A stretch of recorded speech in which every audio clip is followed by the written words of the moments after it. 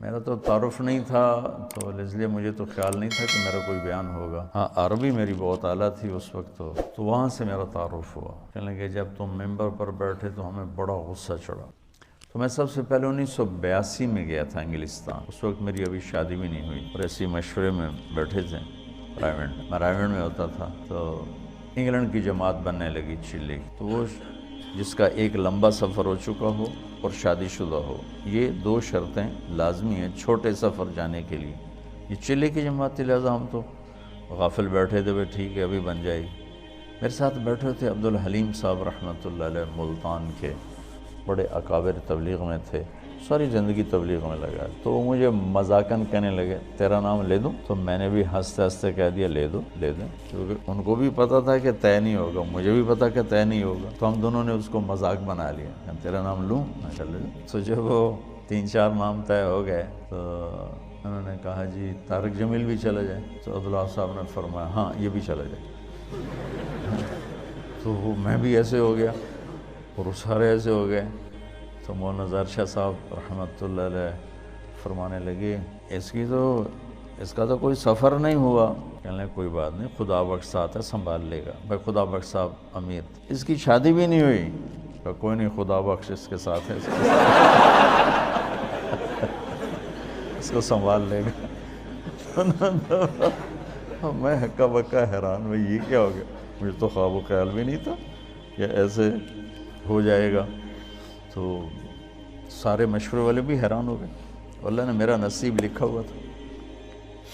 یہ میرا بیرون ملک کا پہلا سفر انڈیا تھا مارچ میں، اور یہ دسمبر میں تھا، باہر بیٹھے میں۔ تو عبدالحلیم صاحب فرمانے لگے جلدی جا، پاسپورٹ بھی لے کے، پیسے بھی لے کے۔ تو اس وقت خیبر میل آنے والی، وہ سامنے نظر آتی تھی، کوئی آبادی نہیں، کوئی گھر نہیں۔ ہم رائیونڈ کے صحن میں بیٹھ کر ریلوے کی پٹڑی دیکھتے تھے، بیچ میں رکاوٹ ہی کوئی نہیں، ٹرینوں کو گزرتے دیکھتے، تو گاڑیاں ہمیں ازبر ہوتی تھیں، میں فلاں گزر گئی، فلاں گزر گئی۔ تو میں نے دیکھا خیبر میل آنے والی، میں نے وہیں سے دوڑ لگائی۔ وہ ایک گیٹ اس طرف ہوتا تھا جنوب کی طرف، وہ بند رہتا تھا۔ اس وقت ہمت جوانی، میں نے جمپ لگایا، گیٹ کو پکڑ کے چھلانگ لگا کے ادھر گرا اور دوڑ لگا۔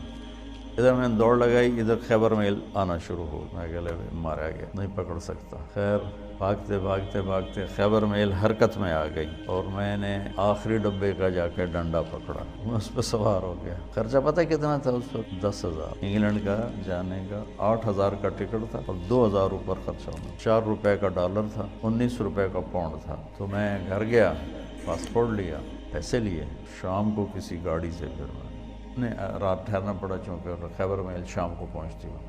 اگلے دن صبح میں وہاں پہنچ گیا۔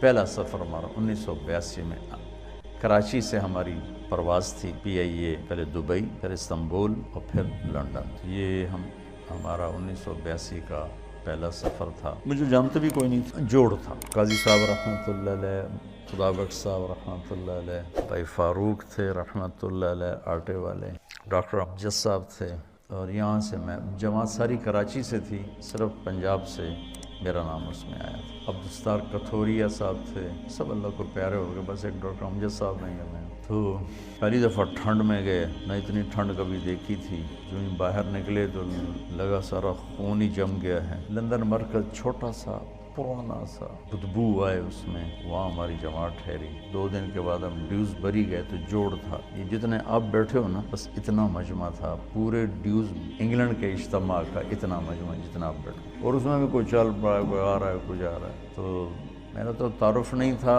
تو اس لیے مجھے تو خیال نہیں تھا کہ میرا کوئی بیان ہوگا۔ ہاں، عربی میری بہت اعلیٰ تھی اس وقت، تو ترجمانوں نے مجھے جاتی لگا دیا بیان کا ترجمہ، تو میں بھی اپنا لگ گیا ترجمے میں۔ قاضی صاحب رحمۃ اللہ علیہ بہت شفقت فرمایا کر، انہوں نے اگلے دن کہا کہ اس کا بھی تو کوئی بیان کرو۔ پھر وہ انہوں نے طے کر دیا میرا ایک مختصر سا بیان، غالباً مغرب کے بعد تھا، مغرب سے عشاء تھوڑا سا ٹائم ہوتا ہے۔ تو وہاں سے میرا تعارف ہوا۔ تو بعد میں ساتھی ملے، کہنے لگے جب تم ممبر پر بیٹھے تو ہمیں بڑا غصہ چڑھا کہ یہ کیا چوچے سے کو بٹھا دیا ہے۔ میں بہت کمزور، میرا اس وقت 53 کلو وزن تھا، تو اتنا چوڑا ممبر ہے ڈیوزبری، مطلب اتنا بڑا، وہاں بیٹھنے کے لیے اس کے حساب سے کوئی آدمی، مولوی شاہد جیسا آدمی چاہیے بھائی، نظر بھی تو ہے. انہوں نے بیان سنا تو سارے ہی وہ ایک دم وہاں تو کھپ ڈل گئی اور نعرے لگنے لگے. اترا تو انہوں نے بنگالی چمٹ گئے مجھ سے. تو ہم نے وہاں 40 دن گزارے. اس وقت کچھ اور نیا پڑھا ہوا تھا. میرا ہر بیان دوسرے سے مختلف ہوتا تھا. ہر بیان ایک دوسرے سے نہیں ملتا تھا. علمی ذوق تھا, دعوتی مزاج غالب نہیں تھا, علمی مزاج غالب تھا. تو میں نے کوئی 80 بیان کیے, سب ایک مختلف کوئی ایک دوسرے سے نہیں ملتا. اتنا مجھے یاد ہے, کیا کیے وہ یاد نہیں. وہ میرا بہت بڑا تعارف ہو گیا وہاں. 1982 سے اب یہ کیا ہے 2017 ہے, مسلسل میرا جانا ہو رہا ہے. اللہ لے جاتا ہے اپنے فضل و کرم سے. گلاسگو میں پہلا بیان تھا میرا 1982 میں. 50 آدمی ٹوٹل بیٹھے تھے, ٹوٹل 50. اور میں نے بیان کتنا کیا؟ 3 گھنٹے. 3 گھنٹے بیان کیا, 50 آدمی. ابھی گلاسگو میں گیا ہوں تو ان کی جامع مسجد میں کوئی 7-8 ہزار کی گنجائش ہے. بیسمنٹ, ہال, پھر اوپر گیلری, پھر دائیں بائیں کمرے. تو کسی جگہ کھڑے ہونے کی جگہ نہیں تھی, کسی ایسے بھرے ہوئے. اوپر عورتیں بھری ہوئی, مرد, اور سب تمہاری طرح نوجوان, سب نوجوان. لندن مرکز میں بیان ہوا تو بہت بڑا مجمع کھڑے ہو کے سن رہا تھا, بیٹھنے کی جگہ کوئی. بلیک برن مرکز میں بیان ہوا, بہت بڑا مجمع کھڑے ہو کے سن رہا تھا. اور بلیک برن میں نے کوئی 2.5 گھنٹے بیان کیا, کھڑے رہ لوگ, ایک بھی نہیں بیٹھا, سب کھڑے. وہاں گلاسگو میں بھی ایسے ہی دیکھا کہ جن کو نیچے بیسمنٹ میں جگہ مل رہی وہ نیچے نہیں جائے, وہ دروازے میں کھڑے ہو کے بس دیکھنا چاہتے ہیں, دیکھ کے سننا چاہتے ہیں. تبلیغ کے کام کے اثرات کس طرح معاشرے پر پڑے یہ آپ یہاں بیٹھ کے نہیں سمجھ سکتے. تو تھوڑا تھوڑا آپ کا مطالعہ ہے اور شیطان آپ کو صاحب رائے بنا دیتا ہے, اور پھر آپ خود اپنی رائے قائم کرنا شروع کر دیتے ہیں. اس سے آپ مار کھا جاتے ہیں اور گھاٹے کے سودے کر بیٹھتے ہیں. اللہ نے میری حفاظت فرمائی. میں نے اپنے فیصلے خود کبھی نہیں کیے تھے. حالانکہ جتنا میں پڑھتا تھا نا تم اس کا 100واں بھی نہیں پڑھ سکتے اس وقت کی بات. اب تو مجھے مدت ہوئی ہے یار کو مہماں کیے.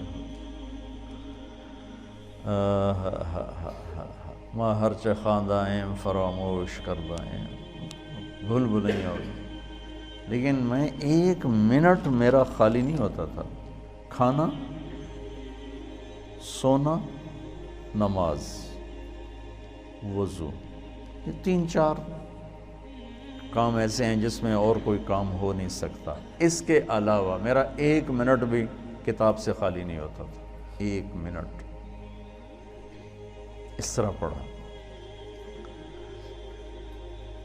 لیکن تمہاری طرح مجتہد نہیں بنا میں. جو مجھے کہہ دیا میرے استادوں نے میں نے سر جھکا دیا تو ٹھیک, اور آج تک میرا یہی حال ہے. ٹھیک, جو آپ فرمائیں ٹھیک. اس سے بہت بڑی حفاظت کا نظام چلتا ہے. وَلُزُومَ جَمَاعَةِ الْمُسْلِمِينَ فَإِنَّ دَعْوَتَهُمْ تُحِيطُ مِنْ وَرَائِهِمْ. 3 لا يغل عليه قلب المؤمن: اخلاص العمل للہ, والمناصحة لولاة الأمور, واللزوم جماعة المسلمین فإن دعوتهم تحیط من ورائهم. اجتماعی نظام کے ساتھ کٹھے چلنے سے ان کی دعائیں تمہیں اپنے گھیرے میں لے لیتی ہیں اور تم غلط فیصلوں سے بچ جاتے ہو, غلط چلنے سے بچ جاتے ہو. تو جو میں دیکھ کے آتا ہوں وہ آپ کو بتانے کی کوشش کرتا ہوں تاکہ آپ اندر سے تبلیغ کے کام میں لگیں. تمہاری ترجیحات میں تبلیغ, واللہ واللہ واللہ مدرسوں کی اب ضرورت کوئی نہیں ہے، جتنے ہیں بہت کافی ہیں۔ یہ کیوں بنائے ہیں؟ جس رخ سے میں سوچ رہا ہوں اس لحاظ سے اتنا قحط ہے کہ اندھیرا چھایا ہوا ہے، کہ ایسی نسل علماء کی جو ایک ریڑھی والے کے بھی پاؤں پکڑ کے اسے اللہ کی ماننے کے لیے تیار کریں، یہ مجمع کوئی نہیں۔ جنہیں گرے سے گرے پڑے تک کو بھی اللہ کی بات پہنچانے میں عار محسوس نہ ہو، یہ کوئی نہیں۔ میں چاہتا ہوں تم ایسے بن جاؤ، تمہارا فائدہ ہو۔